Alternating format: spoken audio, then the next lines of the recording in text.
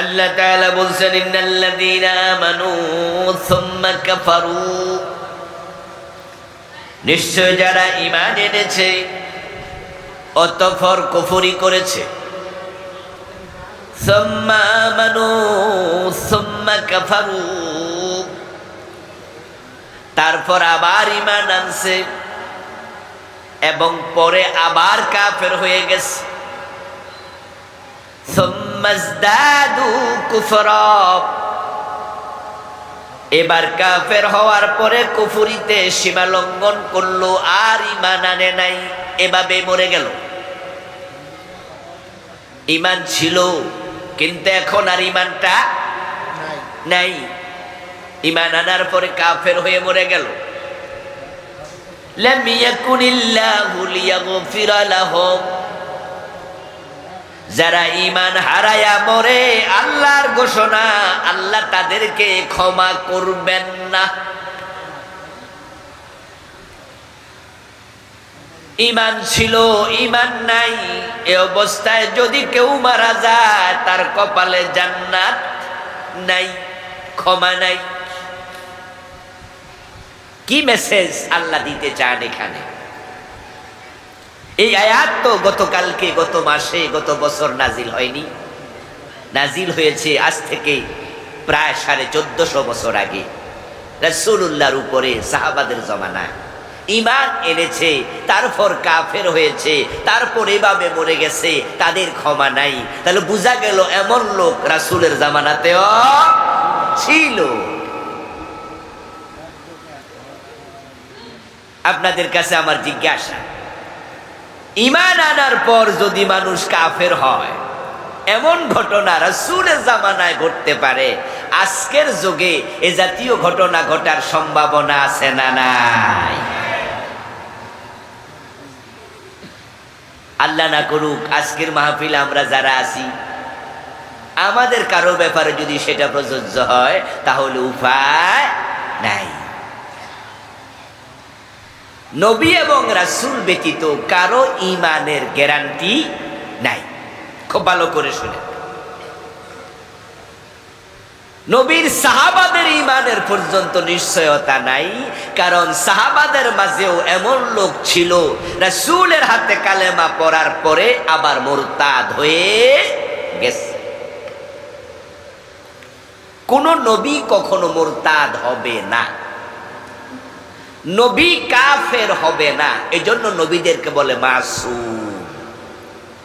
এই শব্দটা কি আপনারা শুনেছেন? আল্লাহর নবীগণ মাসুম?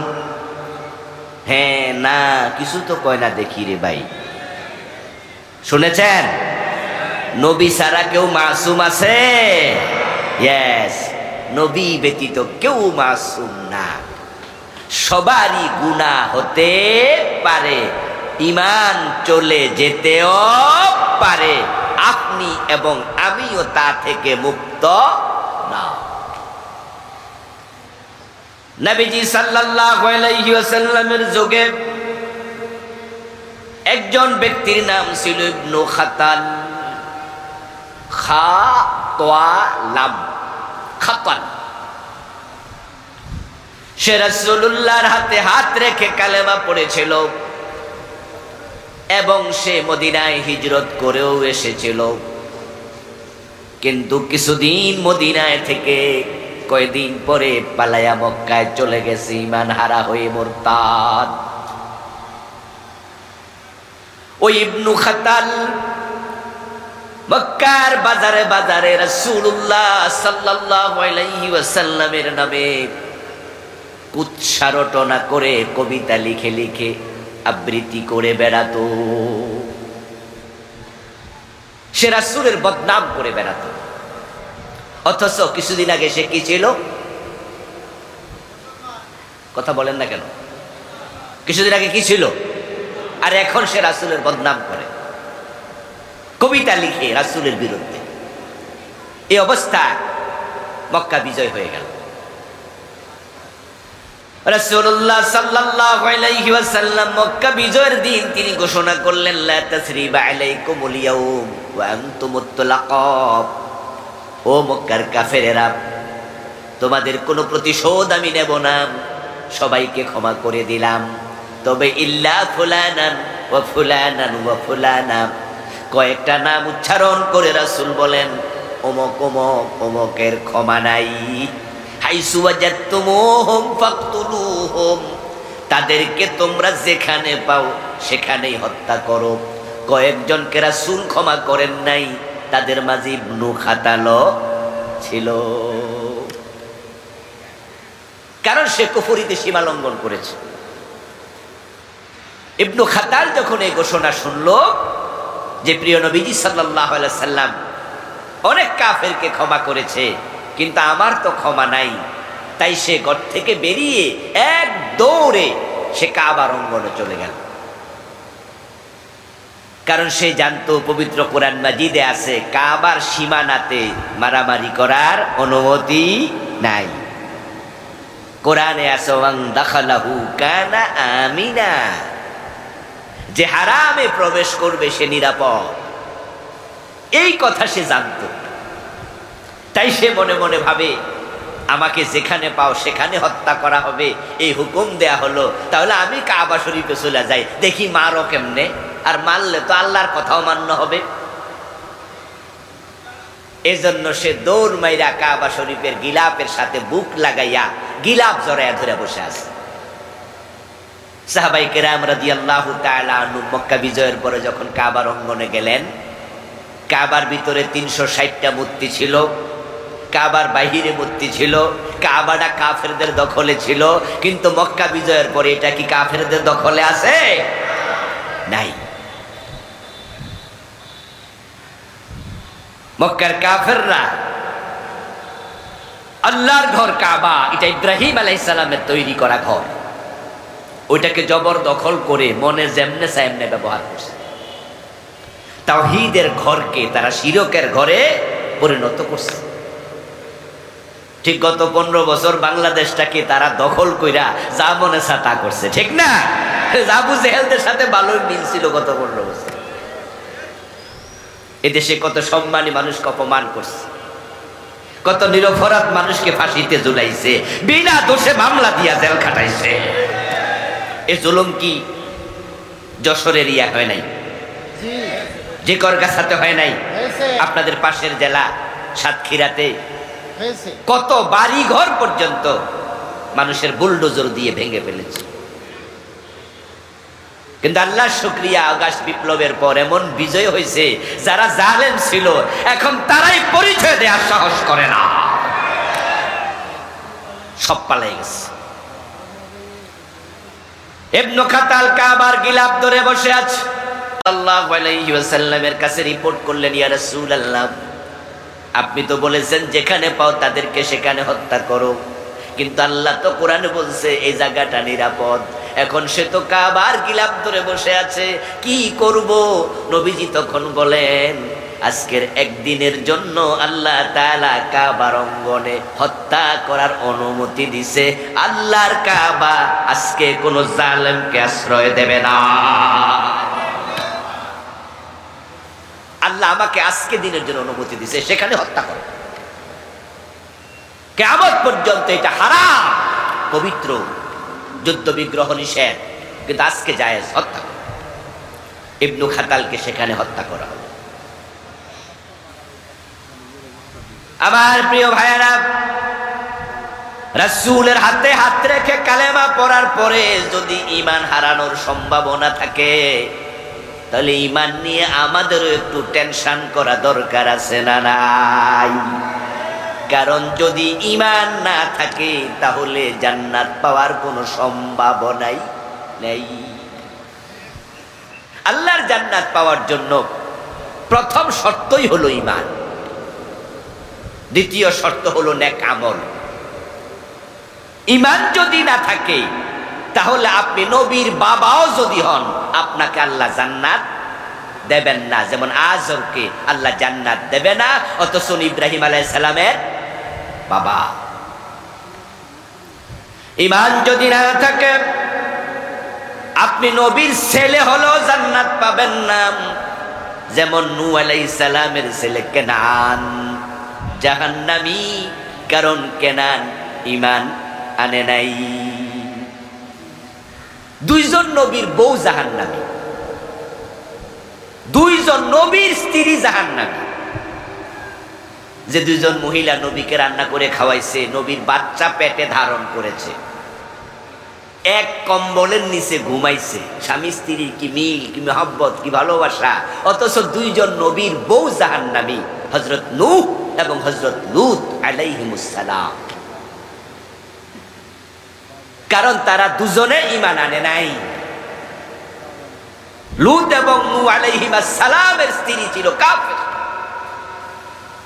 কাফের যদি হয় জান্নাত নাই। এখন আমরা সবাই জান্নাতে যেতে চাই, এই জান্নাতে যাওয়ার জন্যই তো এই মাটির মাঝে এসে মাহফিলে বসে আছেন, ঠিক না? কি যাওয়ার সময় কি খেচুড়ি দেবে, বিরিয়ানি দেবে নাকি? আর যদি দেয় ওইটার জন্য আমরা আসি না, দিলে হাদিয়া, না দিলে মনে কোনো কষ্ট থাকে না, ঠিক কি না? আমরা এসেছি আল্লাহর জান্নাতের পথ কেমনে পাওয়া যায় শোনার জন্য, বোঝার জন্য। ঈমান যদি না থাকে কপালে জান্নাত নাই। এখন যে আয়াত আমি পড়ছি সে আয়াতে আল্লাহ তাআলা বলে ঈমান ছিল ঈমান নাই, ঈমান ছিল ঈমান নাই, এমন ঘটনা ঘটবে। তাহলে আমাদের ঈমান আছে না গেছে গা, একটু আলোচনা করে, একটু পর্যালোচনা করে, হিসাব নিকাশ করে একটু দেখা দরকার আছে না নাই? 1 লক্ষ টাকা পকেটে নিয়ে 1 লাখ টাকার একটা ভান্ডিল 1000 টাকার নোটের আপনি পকেটে নিছেন, তারপরে আপনি এখান থেকে যশোর,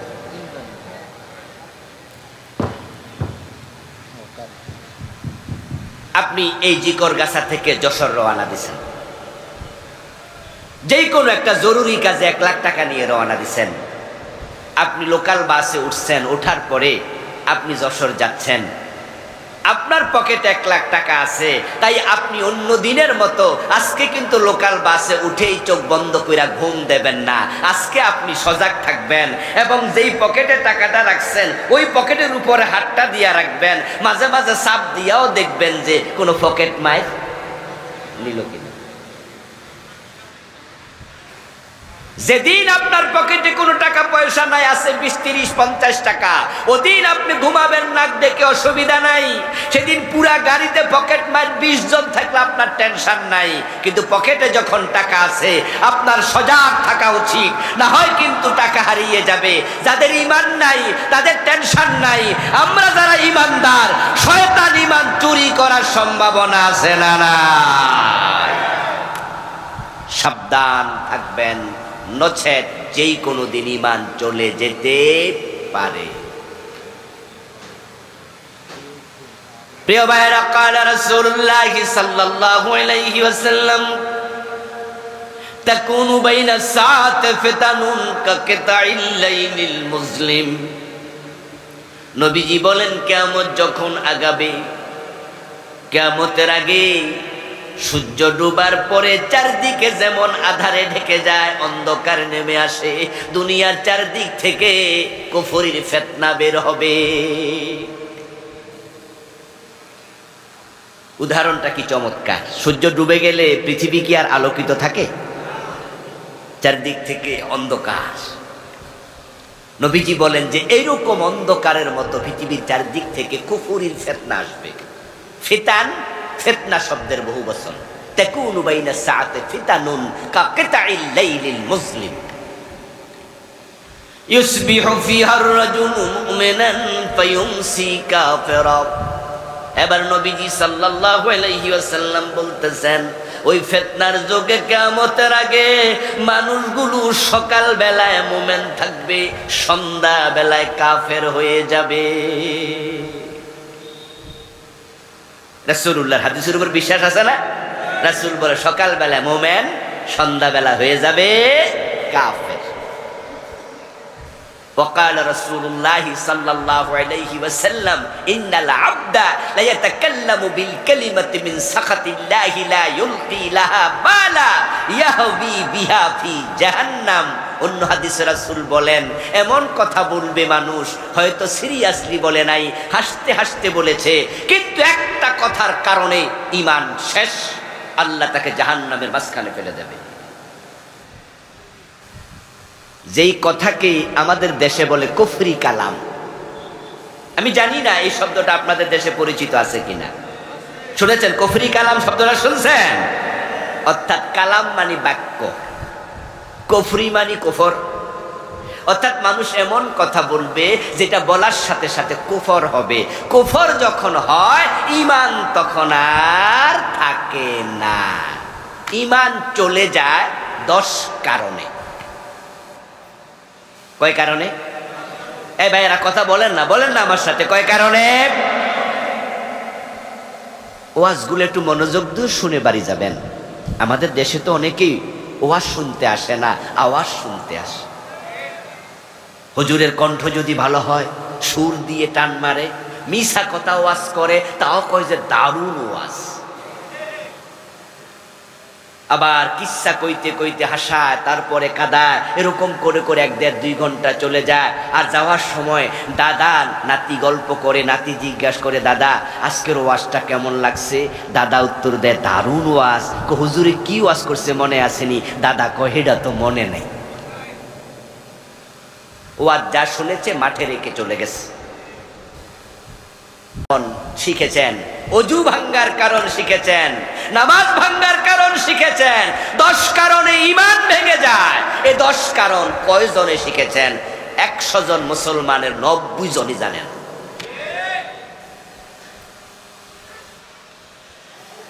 ও দোস্ত, আপনি যদি ঈমান ভাঙ্গা অবস্থায় মরে যান আর আল্লাহর সামনে যাইয়া দেখেন আপনার ঈমান নাই, কপালে জান্নাত নাই,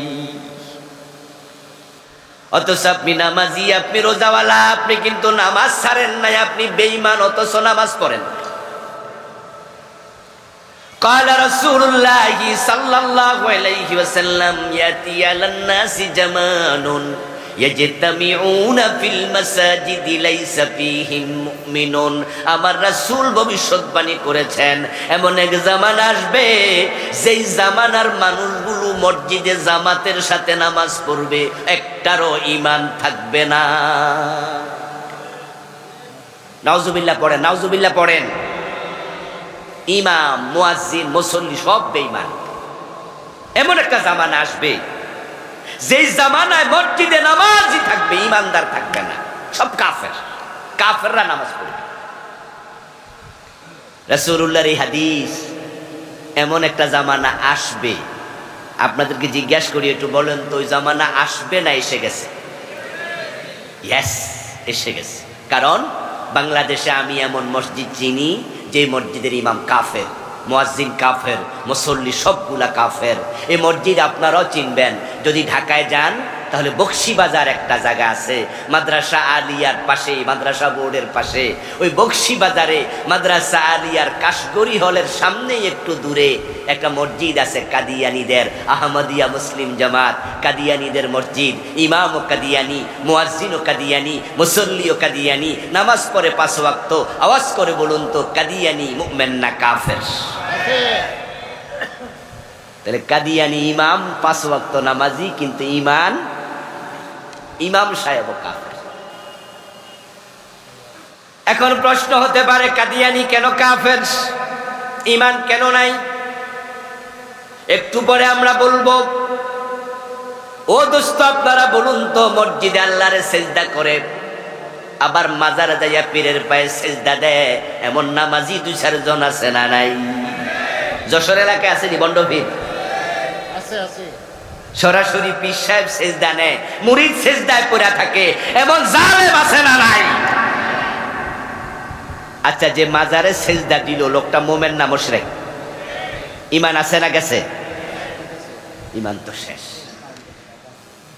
10টা কারণ আছে এমন, আমি বলবো 1, 2, 3, 4 করে 10, আর আপনি শুনবেন। শোনার পরে যদি আপনি মনে করেন যে সারছে কাম, এই কাম তো আমিও করছি, তাহলে তাওবা করে নতুন করে ঈমান আনার সুযোগ আছে না নাই?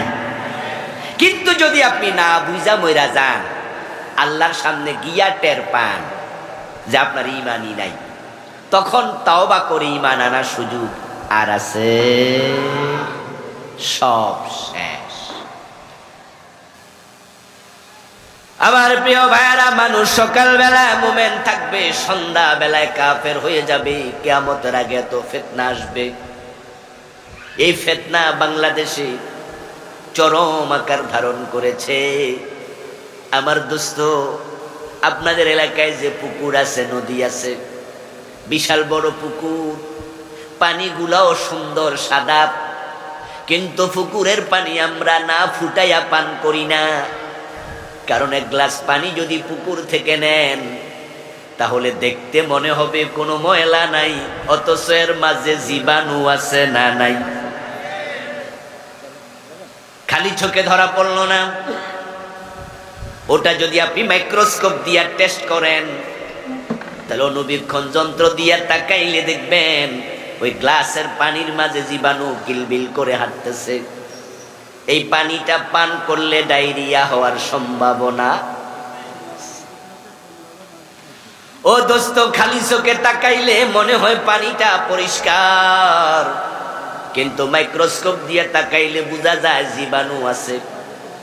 আমরা সমাজে যখন খালি চোখে তাকাই, এই যে মাহফিলের দিকে তাকাই আসি, খালি চোখে তাকাইলে মনে হয় সব ইমানদার মুসলমান, কিন্তু কোরআন এবং হাদিসের মাইক্রোস্কোপ দিয়া যখন তাকাই, তখন দেখি মসজিদ ও মুসলমানের বড় অভাব, বড় অভাব।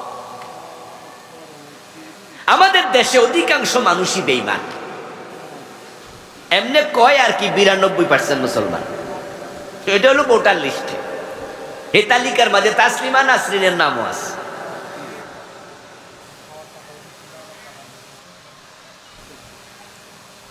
%92 মুসলমান। কয় কিরে, কয় কিরে? রাসূলুল্লাহ বলছে, কিয়ামত যখন ঘনাবে তখন কুফরি বাড়বে, মানুষ কাফের হইতে হইতে হইতে হইতে একটা দিন আসবে যখন আসমানের নিচে জমিনের উপরে ঈমানওয়ালা একজনও আর থাকবে না। সেদিন আকাশ জমিনও আর থাকবে না। কিয়ামত আগাবে, মোমেন কমবে, কমতে কমতে একজনও থাকবে না। আর আমি কি দেখি? আমি দেখি 71-এ যখন দেশ স্বাধীন হলো, তখন এই দেশে মুসলমান ছিল 7 কোটি, আর এখন 2025 মুসলমান হয়ে গেছে 18 কোটি। তো মুসলমান কি কমছে না বাড়ছে? আগে আসিল বাংলাদেশে 90% মুসলমান, এখন নাকি 92% মুসলমান বাড়তেছে। আচ্ছা, আগামী 10 বছর পরে মানুষ কি 18 কোটি থাকবে না আরো বাড়বে? তাহলে যেমনে মুসলমান বাড়তেছে, কিয়ামত হইব কেমনে? একজন থাকলেও তো কিয়ামত হইব না। তাহলে কিয়ামত নিয়ে আপাতত টেনশন না করলেও, আসলে বন্ধু তা নয়। আমাদের দেশের মুসলমানগুলো ভোটার লিস্টিতে আছে, ওই যে কাজীর গরুর মতো কেতাবে আছে, গোয়ালে নাই। কিতাবে আছে, লেখায় আছে 50টা গরু, কিন্তু গোয়ালে যায়া ঘরে যায়া দেখে 10টা, বাকি 40টা কই কই নাই। তো বইতে আছে, কই লিখছি। ঠিক আমাদের দেশও 92% মুসলমান ভোটার লিস্টে আছে। বাস্তব মুসলমান যদি 51% থাকতো, কত আগেই দেশে কোরআনের আইন চালু হয়ে যেত, কত আগে কোরআনের আইন চালু হয়ে যেত। 54টা বছর বাংলাদেশ চলছে কোরআনের আইনে না ব্রিটিশ আইনে? যারা জানেন তারা জবাব দেন। 54 বছর বাংলাদেশ চলছে আল্লাহর কোরআন দিয়ে না ব্রিটিশ আইন দিয়া? তো ব্রিটিশ আইন মানলে তুমি আল্লাহর গোলাম হইলা কেমনে? আমার রাসূল যখন মদিনার প্রেসিডেন্ট ছিলেন 10 বছর, তখন তিনি মদিনা নামক ইসলামী রাষ্ট্রটা চালাইছে নিজের মন মতো না কোরআন মতো?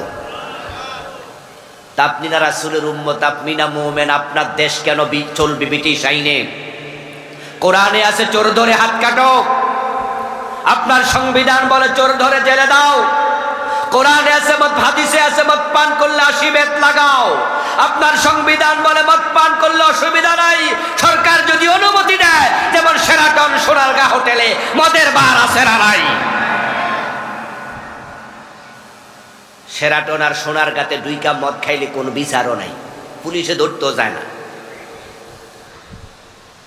রাসূল বলেছে মদ পান করলে 80 বেত দিতে হবে, আর আমার দেশে আইন করলো মদ পান করলে জেলে দাও। আল্লাহ আইন দেয় একটা, ব্রিটিশ দেয় আরেকটা। এখন মুসলমান কি আল্লাহরটা মানবে না ব্রিটিশেরটা মানবে? অথচ আমরা কারটা মানতেছি। এরপর আমরা বলি আমরা মুমিন। মনে মনে কি ভাবেন, হুজুর আমরা আবার কাফের হব কেমনে, ইমান যাবে কেমনে? আমরা তো কোরআন মানি, কোরআন পড়ি, জিকির করি দিন 100 বার লা ইলাহা ইল্লাল্লাহ।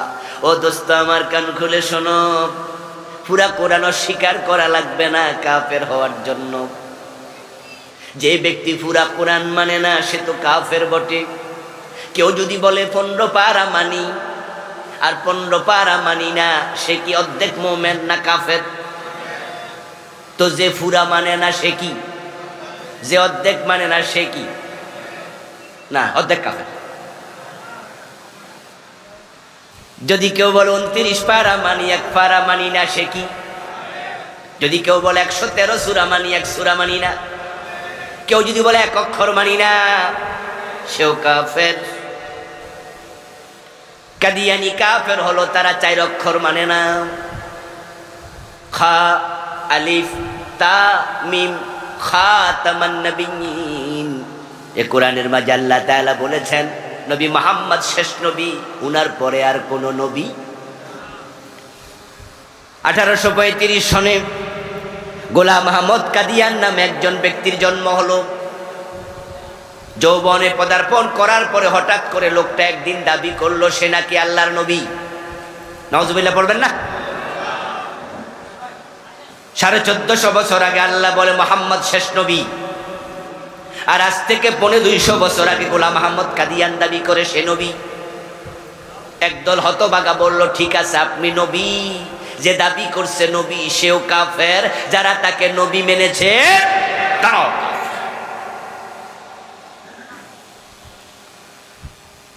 কাদিয়ানীরা কাফের হলো কোরআনের একটা মেসেজ রাসূল শেষ নবী অস্বীকার করলো তাই। আর বাকি ইসলাম পুরাটা কাদিয়ানীদের মাঝে আপনি পাবেন। তারাও 5 ওয়াক্ত নামাজ পড়ে আমাদের মতোই, তারাও রোজা রাখে, তারাও হজ করে, তারাও যাকাত দেয়, তাদেরও টুপি দাড়ি পাজামা পাঞ্জাবি পাগড়ি মেসওয়াক সব আছে। ঠিক আপনার যেমন আমার যেমন তাদেরও তেমন, কিন্তু তারা এক জায়গায় পেছ লাগাইছে, ঈমান শেষ। অঙ্কের মতো অঙ্ক, ঈমান হলো অঙ্কের মতো 10 লাইন লম্বা অঙ্ক। কোন ছাত্র 9 লাইন ঠিক লিখছে, 1 লাইন ভুল করছে, 10-এ কত পাবে? ভাইরা ভাইরা কথা বলে না, ভাইরা বলেন কত পাবে? আরেক ছাত্র 10 লাইনে 10 ভুল করছে, সে কত? আরেকজন লেখে নাই। দেখেন, না লিখলো 0, ভুল 1টা করলো 0, 10টা করলো 0, 5টা করলো 0। অঙ্কে কোনো ভুল গ্রহণযোগ্য না। বিসমিল্লাহর বা থেকে মিনাল জিন্নাতি ওয়ান নাসের সিন পর্যন্ত এই কোরআনে যা আছে সব মানা লাগবে। একটা স্বীকার করলে ঈমান থাকবে না, কুফর হয়ে যাবে। কাদিয়ানী তারা কাফের, একটা বিধান মানলো না। আপনাদের কাছে আমি প্রশ্ন করতে চাই, জবাব দিয়েন যারা জানেন। ইবলিস শয়তান সে মুমিন না কাফের? ইয়েস। আবা ওয়াস্তাকবারা ওয়া কানা মিনাল কাফিরিন, সেও কাফের। এবার বলুন তো ইবলিস আল্লাহর কয়টা আইন মানে নাই? মাশাআল্লাহ, জোরে বলেন না কয়টা? আচ্ছা আমরা মানি না কয়টা? হিসাব মিলাইয়েন কিন্তু। قال رسول الله صلى الله عليه وسلم الكيس من دان نفسه وعمل لما بعد الموت। নবীজি সাল্লাল্লাহু আলাইহি সাল্লাম বলেন দুনিয়ার সবচেয়ে সচেতন চালাক ওই আল্লাহর বান্দা যে আত্মসমালোচনা করে, নিজেকে কন্ট্রোলে রাখে, নিজের দোষ নিজে খুঁজে বেড়ায়, তারপরে তাওবা করে, সে হলো চালাক। আমরা কি নিজের দোষ খুঁজি না মানুষের দোষ খুঁজি? এটা হলো ব্যাককলের লক্ষণ। আর যে নিজের দোষ খোঁজে এটা হলো চালাক লোকের। প্রিয় ভাই আমার, কওমি আলিয়া মাযহাবি লা মাযহাবি, কে আমি লা কে আমি, 18 দেওয়ান বাগ সরসিনা সরমনাই, পীরের মুরিদ গাইরে মুরিদ, আমরা যত আলেম ওলামা আছি সবাই মিলে কাদিয়ানি রে কাফের ফতুয়া দিলাম, কারণ তারা আল্লাহর একটা বিধান মানে না। শয়তান রে কাফের বলে দিলাম, কারণ শয়তান আল্লাহর একটা আইন মানে নাই। আল্লাহ বলেছিলেন আদম রে সিজদা করো, শয়তান কয় করমু না, ঈমান শেষ। এবার আল্লাহ কয় সরো ধরে হাত কাটো। 54 বছরে কাটলেন না। আল্লাহ বলে জেনা করলে 100 বেত লাগাও, বিবাহিত হলে পাথর মারো, রাসূল শিখাইছেন, মানলেন না। ডাকাতি করলে শুলে চড়াও, এই আইনও মানলেন না। মদ পান করলে 80 বেত লাগাও, রাসূলুল্লাহর এই আইন মানলেন না। আল্লাহ কোরআনে বলে আলা লাহুল খালকু ওয়াল আমরু, সাবধান, সৃষ্টি যার, আইন চলবে শুধু তার। 54 বছর আল্লাহর আইন দিয়া বাংলাদেশ একদিনও চালাইলেন না। শয়তান একটা মানে না, সে কাফের, আর নিজেরা ডজন ডজন বাদ দিলেন। ঈমান আদৌ আছে নাকি?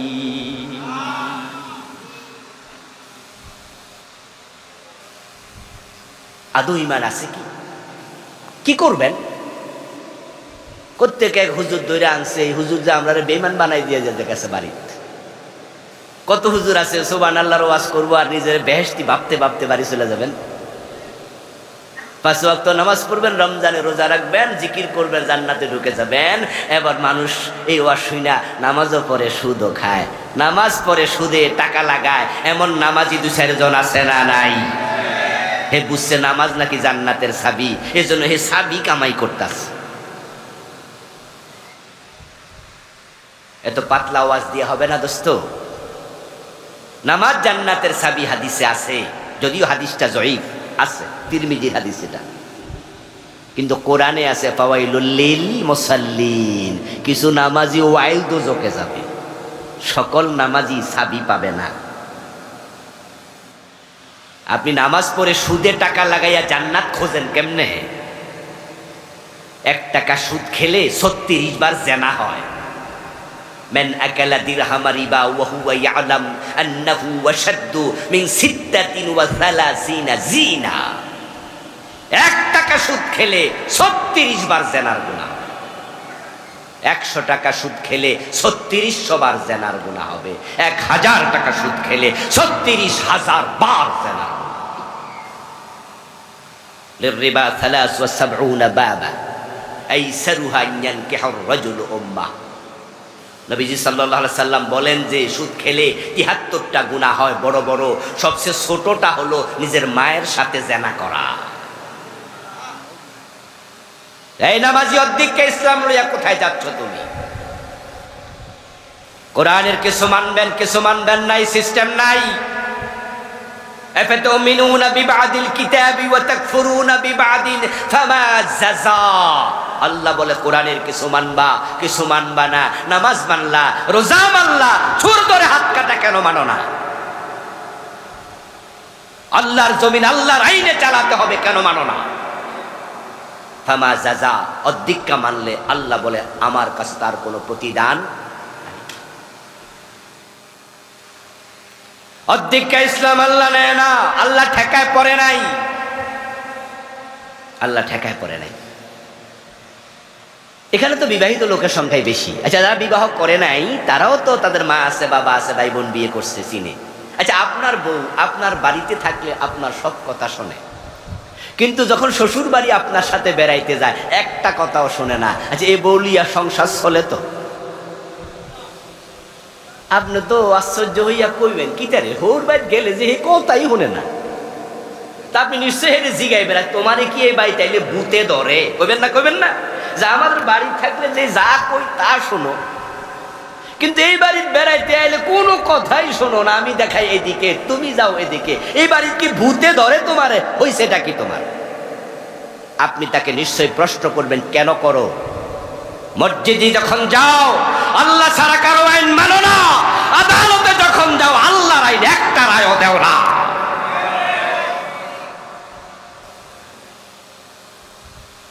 মসজিদে ঢোকেন কোন পা দিয়ে?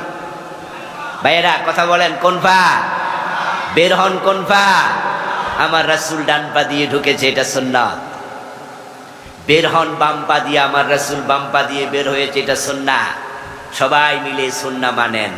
নবী যখন 10 বছর মদিনা চালাইছে তখন কোরআন দিয়ে চালাইছে, তো এমপি হইলে ভুলে যাও কেন? তখন আবার ব্রিটিশ আইন মজা লাগে কেন?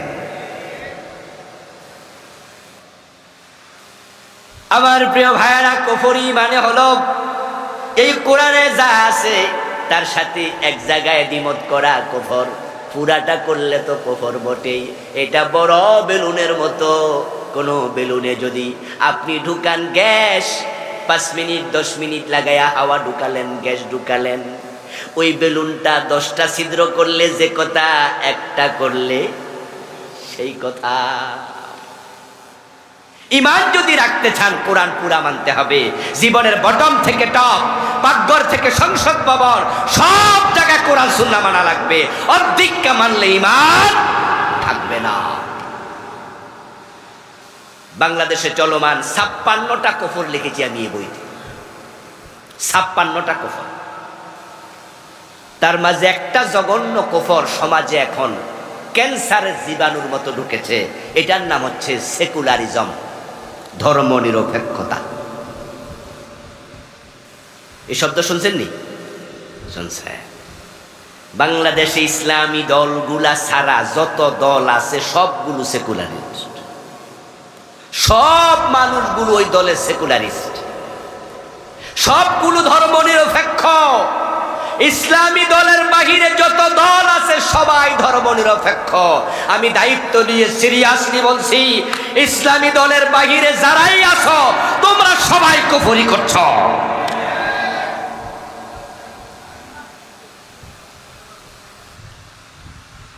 আমি আমার এই বইতে সেকুলারিজমের সংজ্ঞা লিখেছি। সেকুলারিজম কি? দি belief religion should not be involved with any social, ordinary social and political activities in a country. Cambridge ডিকশনারির বরাত দিয়ে আমার বইতে আমি সেকুলারিজমের সংজ্ঞা যে লিখলাম, ধর্ম নিরপেক্ষতা হচ্ছে ওই বিশ্বাস, বিশ্বাস, বিশ্বাস কর্ম নয়, বিশ্বাসের নাম ঈমান। ধর্ম নিরপেক্ষতা হলো ওই বিশ্বাস যে সমাজে, রাষ্ট্রে, রাজনীতিতে ধর্ম কোনো প্রভাব ফেলবে না, ধর্ম দিয়ে সমাজ চলুক, রাজনীতি চলুক, এটা দরকারই নাই। অথচ আমরা সবাই জানি ইসলাম হলো পূর্ণাঙ্গ জীবন বিধান। উদখুলু ফিস-সিলমে কাফা। আপনি থাকবেন যেখানে, ইসলাম থাকবে সেখানে। সেকুলারিজম কুফরি মতবাদ, ফিরে না আসবা জাহান্নামে। আমার আজকের ওয়াজের কারণে ইসলাম কায়েম হয়ে যাবে নাকি? এত সোজা নাকি? কেউ কেউ বলে হুজুর এই ওয়াজ না কইরা নামাজের ওয়াজ করেন, পর্দার ওয়াজ করেন, জিকিরের ওয়াজ করেন, কামে লাগবো। আপনি ইসলামী রাষ্ট্রের ওয়াজ করতেছেন, সব জায়গায় ইসলাম মানা, বাংলাদেশে হবে না, কবে হয় জানি না। আমি বলবো দোস্ত, ইসলাম আসলো কি আসলো না, কায়েম হলো কি হলো না, ওইটা আমার দেখার বিষয় না, কিন্তু আমি বেঈমান হয়ে মরতে চাই না। আমি ঈমান নিয়ে মরতে চাই। আল্লাহর কোরআনকে জীবনের সব ক্ষেত্রে মানার মতো লোক যদি একজন হয়, সেটা আমি হব। কেউ না থাকলে আমি একা মাথা তুলে দাঁড়িয়ে যাব। এবার বলুন তো, 56টা কুফর যে আছে, আমি তো একটা বললাম সেকুলারিজম, তাহলে আরো হইল 55টা। জানা দরকার নাই তো, না জানলে বাঁচবেন কেমনে? 10টার মাঝে এটা একটা কুফর। দ্বিতীয়টার নাম হলো শিরিক। বাংলাদেশে শিরিক আসেনি?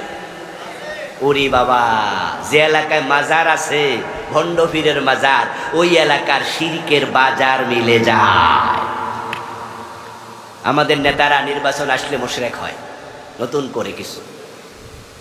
যখনই মাইকটা হাতে পায় তখনই মানুষকে পাম দেয়, তেল দেয়, ভোটের জন্য বলে আপনারাই তো সব, জনগণ সকল ক্ষমতার উৎস।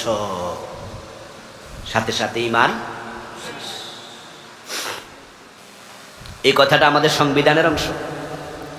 ডক্টর কামাল যখন সংবিধান লেখে তখন সে ল অফ সভরেন্টি, সার্বভৌমত্বের আইন লিখতে গিয়া তখন লিখেছে তারা মিলে এই দেশের ক্ষমতা জনগণের হাতে, জনগণ সার্বভৌমত্বের মালিক।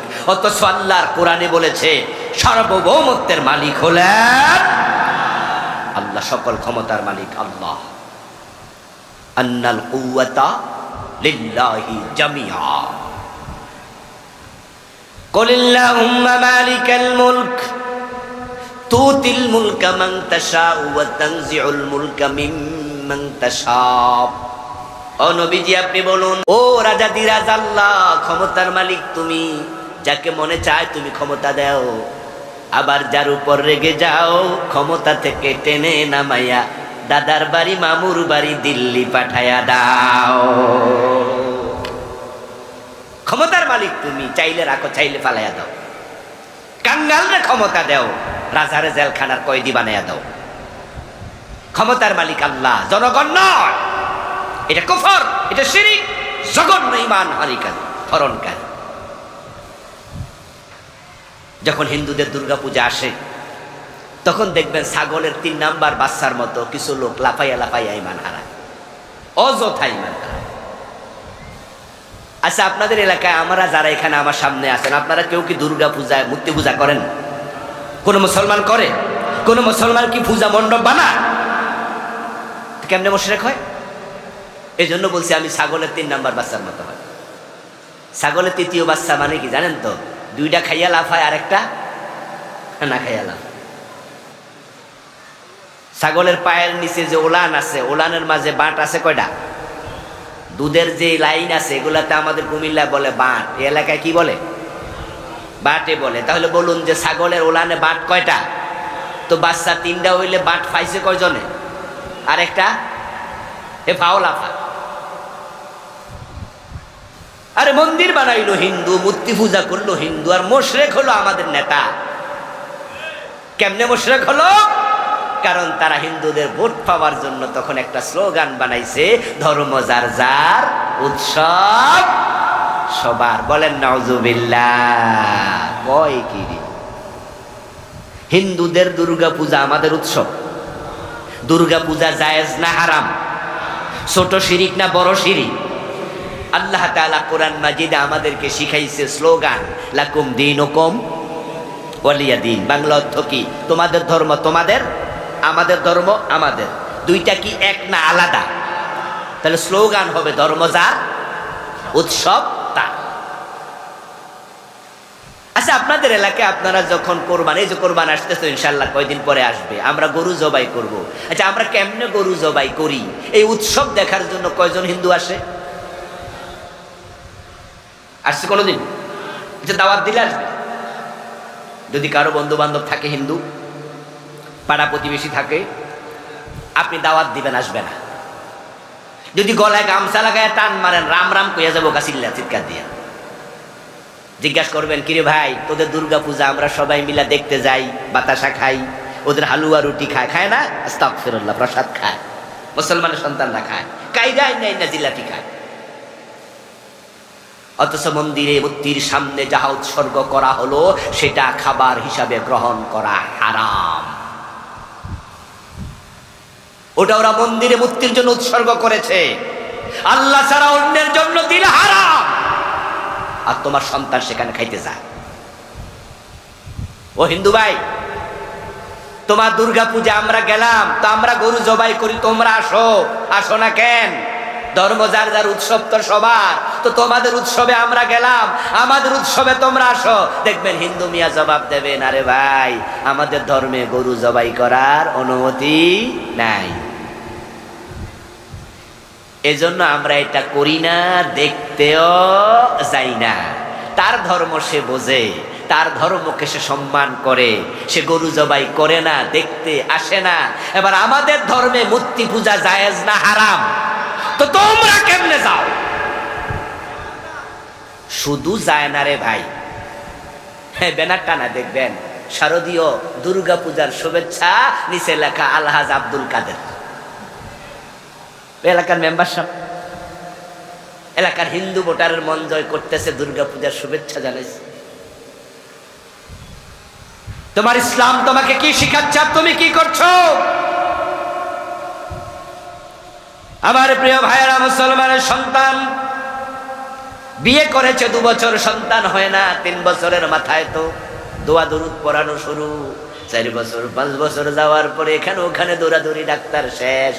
এবার মন খারাপ, স্বামী মন খারাপ করে বসে আছে অফিসে, কলিগ জিজ্ঞাসা করে, পিঠে আলতো করে থাপ্পড় দিয়ে, মন খারাপ কেন? বলে তোমার ভাবি কাঁদছে সারা রাত, বাচ্চা হবে না, ডাক্তার বলেছে। তখন কলিগ বলে, কেডা কইছে হইব না? ইন্ডিয়া যাও, পাসপোর্টে ভিসা লাগাইয়া চাইয়া দেখো হুজুরের কাছে 1 ডজন হইব। কয়টা লাগবো শুধু চাইয়া দেখো। তখন আপনি আশ্চর্য হয়ে বললেন, কিরে ভাই বলিস কি, কার কাছে চাইলে খোলামাইয়া হয়? ও কেন শোনো নাই, কেউ ফিরে না খালি হাতে খাজা বাবার দরবারে। খাজা বাবার কাছে ছেলে মেয়ে চায় এমন লোক বাংলাদেশে আছে না নাই? পীরের কাছে, মরা পীরের কাছে ছেলে চায়। সন্তানের জন্য চট্টগ্রামে বাইজিদ বোস্তামির মাজারে যায়া গাছের মাঝে কাইতন সুতা বাঁধে, কচ্ছপ করে খাবার দেয়, বাবা আমার ছেলে দাও, মেয়ে দাও, ঈমান তোমার শেষ। কারণ এটা শিরিক। সন্তান দেয়ার মালিক শুধু কে? আল্লাহ। ইজা সালতা ফাসআলিল্লাহ, চাইলে আল্লাহর কাছে যাও, চাইলে আল্লাহর কাছে যাও। মুসলমান, ঈমান হারায়ো না। আমি শিরিক নিয়ে একটি আলাদা বই লিখেছি, ওই বইতে 29টা শিরিক লিখেছি। এই বইয়ের মাঝেও সেগুলো সংক্ষেপে এনেছি। শিরিকগুলো চিনবেন, আমার বইয়ের নাম প্রচলিত শিরিক। 1-2 ভাই পড়েছে, জানে। বিভিন্ন রাইটাররা লিখেছে, পড়বেন। কারণ শিরিক যদি ঢুকে যায় ঈমান থাকে না। Very sensitive. ক্যান্সারের জীবাণু দেহে ঢুকলে যেমন বিপদ, শিরিক ঢুকলে আরো বেশি বিপদ। ঈমান চলে যাবে। তৃতীয় কারণ নেফাক। প্রথমটা ছিল কুফর, দ্বিতীয়টা শিরিক, তৃতীয় কারণ নেফাক ইতিকাদি। যদি অন্তরে মুনাফিকি ঢোকে ঈমান থাকবে না। 4 নাম্বার। এখন মুনাফিকি কি বলার সময় নাই, 12:15 বেজে গেছে। কয়টা বলবো, আরো তো 7টা রয়ে গেছে সামনে, ব্যাখ্যা করা যাবে না। প্রিয় ভাইরা, নিফাক গুলো চিনবেন। কোরআনে আল্লাহ তাআলা বলেছে এগুলো। কিছু মানুষ আছে যারা জেহাদের কথা শুনলে জঙ্গিবাদের গন্ধ পায়, জেহাদ কথা শুনলে চেহারা কালো হয়ে যায়। এই সবগুলো মুনাফিক। ইজা উনজিলাত সূরাতুম মুহকামা ওয়া যুকিরা ফীহাল কিতাল রাআইতাল লাযীনা ফী কুলূবিহিম মারাদুন ইয়ানজুরুনা ইলাইকা নাজারাল মাগশিয়্যি আলাইহি মিনাল মাউত। আল্লাহ কোরআন মাজিদে বলেন, ও নবী, আপনি দেখবেন আপনার সামনে যারা বসে আছে তাদের মাঝে এমন কিছু মানুষ আছে, যখন আমি আল্লাহ জিহাদের আয়াত নাজিল করি, ওই আয়াত আপনি তেলাওয়াত করে শোনান, জিহাদের কথা শুনলে দেখবেন তাদের চেহারা কালো হয়ে গেছে। তারা ভয়ে জড়সড় হয়ে যায়, মনে হয় যেন মৃত্যু দেখতেছে, আজরাইল নিয়ে আবার চলে আইছে। জিহাদের কথা শুনলে ভালো লাগে না, এটা মুনাফিকের লক্ষণ। আরে গত 15টা বছর জিহাদের ওয়াজ করার কোনো পরিবেশ ছিল না। জিহাদের ওয়াজ করলে জঙ্গির মামলা দিয়েছে। এই জালেমগুলো সব মুনাফিক। জিহাদের কথা বলার সুযোগ আমরা পাইনি, অথচ জঙ্গিবাদের সাথে জিহাদের কোনো সম্পর্ক নাই। জঙ্গিবাদ হারাম, জিহাদ করা ফরজ। আমার রাসূলকে জিহাদ করেন নাই। 27টি যুদ্ধ উনি নিজে কি ছিলেন? সেনাপতি। 27 যুদ্ধে প্রতিটা সাহাবী ছিল মুজাহিদ। আরে আজকে ভাইয়েরা, জিহাদ আমরা ভুলে গেছি, তাই ফিলিস্তিনে মাইর খাচ্ছে। যদি আমরা জিহাদ জানতাম, একসময় মুসলমানের এক হাতে ছিল তলোয়ার আর এক হাতে ছিল কোরআন। তারা কোরআনের বাহিরে চলে নাই, চলতে কারোরা দেয় নাই। অন্যায় দেখেছে যেখানে, তলোয়ার দিয়ে প্রতিরোধ করেছে সেখানে। যদি আমরা অন্যায়ের বিরুদ্ধে দাঁড়াতে জানতাম, ফিলিস্তিনে বোমা বিস্ফোরণের সাহস ইসরায়েল দেখাতো না।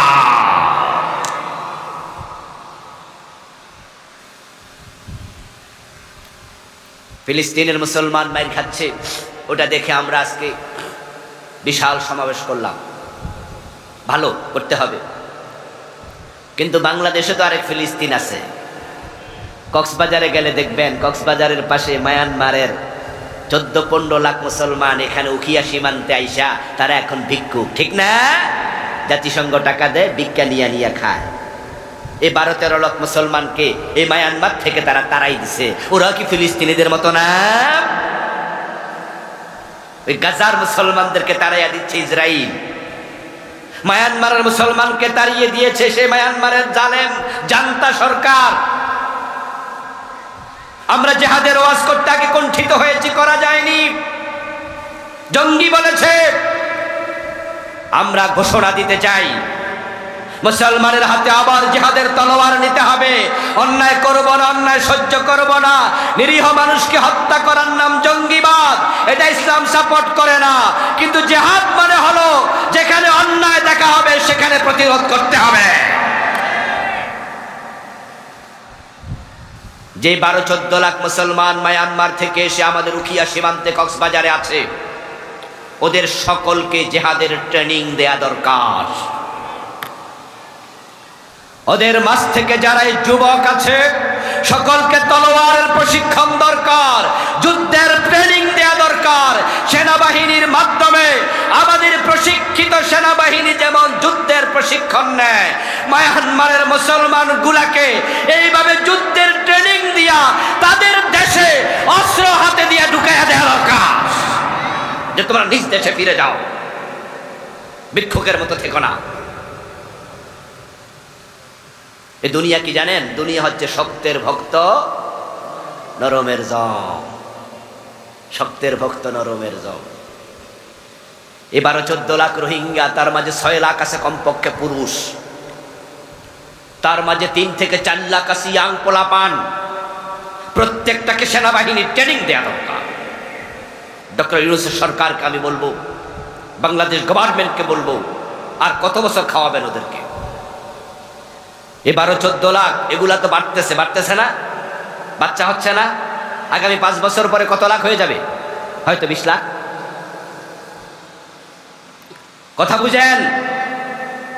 আগামী 5 বছর পরে সেটা যদি 20 লাখ হয়ে যায়, 10 বছর পরে হয়ে যাবে 30 লাখ। হঠাৎ যদি কোনো কারণে জাতিসংঘ তাদের সাহায্য বন্ধ করে দেয়, এই 30 লাখ লোক তখন খাওয়াবে কে? আমাদের দেশের কি টাকা কি বাইয়া পড়তেছে? এই 40 লাখ লোককে খাওয়াবে। তখন খাবারের অভাব দেখা দিলে পেট কোনো আইন মানে না। ওই 12-14 লাখকে বন্দী করার জন্য, নির্দিষ্ট এরিয়ায় রাখার জন্য কাঁটা তারের বেড়া দিয়েছ। এই বেড়া তারা ভেঙে তখন আমাদের বাংলাদেশে ঢুকবে, চুরি ডাকাতি শুরু করে দেবে, পুরা দেশ অস্থির হয়ে যাবে। জাতিসংঘের মাধ্যমে প্রফেসর ইউনূস প্রস্তাব রেখেছে মায়ানমারে তারা আবার ফিরিয়ে নেবে। ইতোমধ্যে 1,80,000কে ফিরিয়ে দিতে রাজি হয়েছে। আমরা বলবো চাপ প্রয়োগ করো, নিতে রাজি না হলে অস্ত্র দিয়ে ট্রেনিং শিখায় তাদেরকে পাঠাও, তারা জিহাদ করে নিজ দেশে বেঁচে থাকুক। ইসলামে জিহাদ হচ্ছে অন্যায়ের বিরুদ্ধে কথা বলা। আমার বন্ধু মুনাফিক জিহাদ পছন্দ করে না। মুনাফিক যারা, তাদের আরেকটি বড় আলামত হলো আল্লাহর আইনের কথা বললে আল্লাহর আইন তাদের কাছে পছন্দ হবে না। ইযা কিলা লাহুম তাআলাউ ইলা মা আনজালাল্লাহ ওয়া ইলার রাসূল রাআইতাল মুনাফিকিনা ইয়াসুদ্দুনা আনকা সুদুদা। আমার ভাইয়েরা, মুনাফিকের আলামত কি? কেমনে বুঝবেন কে মুনাফিক? আপনি মুনাফিক কিনা নিজেরে নিজে কেমনে বুঝবেন? শুনেছেন তো 3টা। মিথ্যা বলবে, ওয়াদা করলে খেলাপ করবে, আমানত রাখলে খেয়ানত করবে। অথচ আমার বইতে আমি মুনাফিকের আলামত লিখছি 28টা, 3টা শিখছেন, বাকি 25টার কি খবর? আল্লাহর সামনে যাওয়ার পরে, ধরা খাওয়ার পরে আল্লাহরে বলে দেবেন যে আল্লাহ আমি তো জানি না। আর আল্লাহ বলবে ও ব্যস্ত ছিলা তো, জানতে টাইম পাও নাই, বেহেশতে চলে যাও। এত সোজা? জানা, শিখা, এলেম অর্জন করা নফল না ফরজ? শিখতেই হবে। 3 নাম্বার। 4 নাম্বার হচ্ছে জাতি ঈমান চলে যাবে, সেটা হলো রাসূল ছাড়া কাউকে আদর্শ হিসাবে গ্রহণ করলে। আমাদের সবার জন্য আদর্শ একমাত্র মুহাম্মাদুর রাসূলুল্লাহ। কোন নেতাকে আদর্শ বানানো যাবে না। অথচ আমাদের দেশের পোলাপান দেখবেন যে ঘরের মাঝে সুন্দর করে ব্যানার বানায় লেখা রাখে, আমি অমুকের আদর্শের সৈনিক, অমুক আমার আদর্শ, অমুক তোমার। নবী মুহাম্মদ ছাড়া অন্য কাউকে আদর্শ মানলে ঈমান থাকবে না। লাকাদ কানা লাকুম ফি রাসূলিল্লাহি উসওয়াতুন হাসানা। নবীজির মতো মহান নেতা থাকতে কে নেতা হয়? কে তোমার আদর্শ হয়? সাবধান মুসলমান। 5 নাম্বার, আল্লাহর কাছে যাওয়ার জন্য কোনো মাধ্যম গ্রহণ করলে ঈমান শেষ। বান্দার সাথে আল্লাহর সম্পর্ক হবে ডিরেক্ট, ফাজকুরুনি আযকুরকুম। কিন্তু আমাদের দেশে কিছু ফির আছে, মাঝখানে এসে খাড়াইয়া যায়। এজন্য মুরিদেরা সরাসরি আল্লাহর কাছে চায় না, ওরা ফিরের কাছে যায়, ফিরে আবার আল্লাহর কাছে চাইয়া দেয়। মক্কার মুশরিকদের চরিত্র ছিল, তারা যখন মূর্তি পূজা করত, আল্লাহ তাআলা তখন রাসূলের কাছে আয়াত নাজিল করেছেন, ও নবী মুহাম্মদ, তাদেরকে প্রশ্ন করুন, আকাশ এবং জমিন কে বানাইছে? তোমাদের মূর্তি? তারা বলবে, না না, আকাশ জমিন বানাইছে আল্লাহ, আল্লাহ বানাইছে। এই মূর্তি আসমান বানাইতে পারবে না, এই মূর্তি তো আমরা নিজ হাতে বানাইছি, এগুলো কেমনে আসমান বানাবে? তাহলে সেজদা ওদেরকে দাও কেন? তখন তারা জবাব দেবে, মা না'বুদুহুম ইল্লা লিয়ুকাররিবুনা ইলাল্লাহি যুলফা। আমরা মূর্তির পূজা করি কারণ তারা আল্লাহর কাছে আমাদেরকে সুপারিশ করবে, মাধ্যম বানাইছি। এই জন্য আপনাদের যার যা প্রয়োজন ডাইরেক্ট আল্লাহর কাছে চাইবেন, কোনো মাধ্যম দরকার নেই। ইজা সাআলাকা ইবাদি আন্নী ফাইন্নী করিব উজিবু দাওয়াতাদ দাঈ ইজা দাআন। আল্লাহ বলে, যখন বান্দা আপনার কাছে এসে আমার ব্যাপারে প্রশ্ন করবে আমি কোথায়, আপনি জবাব দেন আমি খুব কাছে আছি। মানুষ যখন চায় কিছু বলে, আমি সাথে সাথে জবাব দেই। সুবহানাল্লাহ পড়েন। দুনিয়ার অফিস 8 ঘন্টা খোলা আর বাকি সময় বন্ধ। যখন রাত গভীর হয়, পৃথিবীর সকল অফিস আদালত বন্ধ হয়, মহান আল্লাহর অফিস খোলা 24 ঘন্টা। লা তাখুযুহু সিনাতুন ওয়ালা নাওম। তিনি তন্দ্রাও যান না, ঘুম তো দূরের কথা, তিনি সদা সচেতন সজাগ। আপনি চাইতে দেরি, তিনি ডাকে সাড়া দিতে দেরি নাই। এই জন্য কোনো মাধ্যমের প্রয়োজন নাই। আমার বন্ধুদের পরেরটা হলো, ইসলামের কোন বিধানকে অপছন্দ করলে ঈমান চলে যাবে। ছেলেটা পছন্দ হয়েছিল মেয়ের জন্য, কথাবার্তাও ঠিক হয়েছে, কিন্তু সমস্যা হলো ফোলার মুখে দাঁড়িয়ে আছে। শুধু দাঁড়িয়ে থাকার কারণে মেয়ে বিয়ে দেয় না, এমন লোক আছে না নাই? তাহলে সে কিন্তু ছেলেরে অপছন্দ করে না। অপছন্দ করছে কাকে? দাড়ি কার সুন্নাহ? কথা বলে না ভাইয়েরা, কার সুন্নাহ? তুমি ইসলামের একটি অনুষঙ্গকে অপছন্দ করেছো। ঈমান, দাড়ি না রাখলে ঈমান যাবে না, অপছন্দ করলে ঈমান যাবে। এই যে টুপি আমি খুললাম, কোনো গুনাহ হয়েছে নাকি? কিন্তু যদি টুপিকে পায়ের তলায় দেয়, ঈমান চলে যাবে। নেগলেক্ট করে, ফেলে দেয়, টুপির ব্যাপারে নেগেটিভ মন্তব্য করে, ঈমান চলে যাবে। টুপি মাথায় দেয়া সুন্নাহ, কিন্তু টুপির বিরোধিতা করা কুফর।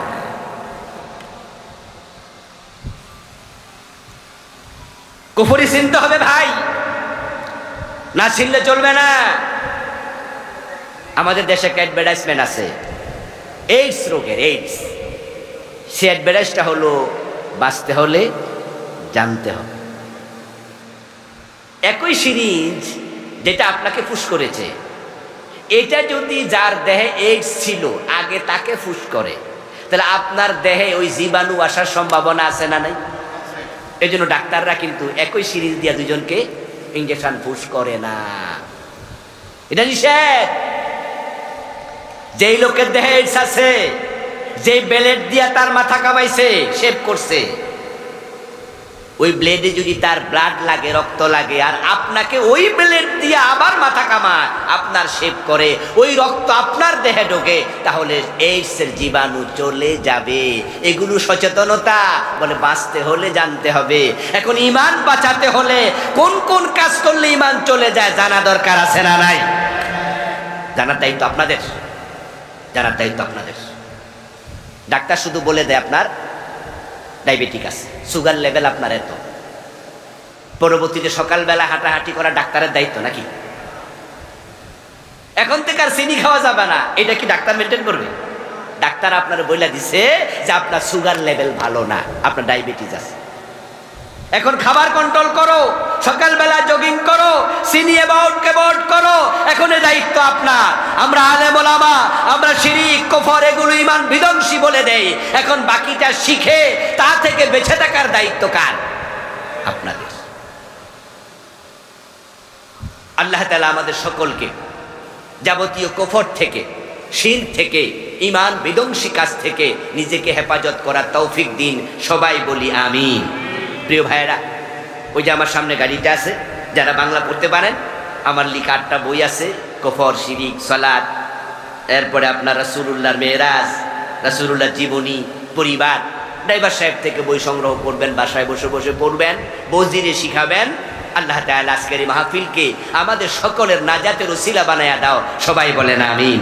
হাযা মা ইনদি ওয়াল ইলমু ইনদাল্লাহ আলাইহি তাওয়াক্কালতু ওয়া ইলাইহি উনীব। আমরা সংক্ষেপে একটু দোয়া করে বিদায় নিতে চাই। মাহফিল কমিটির কোনো কথা আছে কি? থাকলে বলেন, তারপরে দোয়া। মুনাজাত ছাড়া আর কোনো কথা আছে না? আর নাই? আল্লাহুম্মা আমিন। আলহামদুলিল্লাহি রাব্বিল আলামিন, والصلاة والسلام على نبينا محمد وآله وأصحابه أجمعين. ربنا ظلمنا أنفسنا وإن لم تغفر لنا وترحمنا لنكونن من الخاسرين. رب ارحمهما كما ربياني صغيرا. أي رب العالمين আজকের মাহফিল কবুল করে নাও। আমাদের জীবনের গুনাহগুলো মাফ করে দাও। আমাদের সালাম তোমার বন্ধুর কবর মোবারক মদিনা মুনাওয়ারায় পৌঁছায়া দাও। এ আল্লাহ, আমাদের কারো মা নাই, কারো বাবা নাই, আপনজন প্রিয়জন কবর